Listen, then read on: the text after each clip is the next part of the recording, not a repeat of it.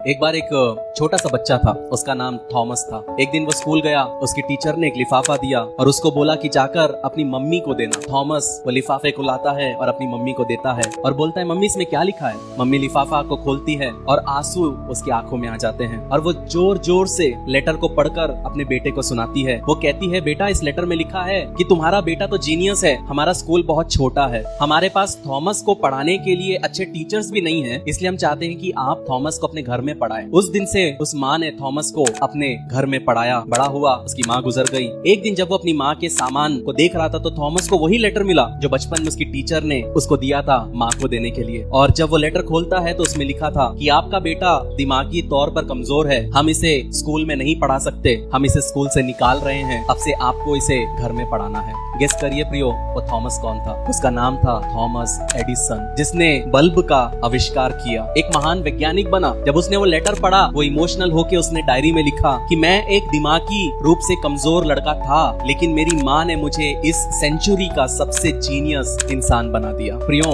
आपके शब्द में ताकत है। जब हम नीति वचन 18:21 पढ़ते, वहाँ लिखा है, इस जुबान में जीवन और मृत्यु है, जो इसे काम में लाना जानता है वो फल भोगेगा। प्रियो, बाहर वाले तो हमेशा हमारी बुराई करेंगे, लेकिन क्यों ना हम अपने बच्चों के ऊपर अच्छे शब्द बोले। सोचो, कोई और माँ रहती तो क्या कर, एक मेंटल हॉस्पिटल भेज देती या उसको बोलती अब तेरा कोई फ्यूचर नहीं है। लेकिन थॉमस एडिसन की माँ ने उसके ऊपर प्रोफेटिक शब्दों को कहा कि तू जीनियस है। जब उसकी टीचर बोली ये भोंदू है, उसकी माँ बोली तू जीनियस है, और वो जीनियस बन के निकला।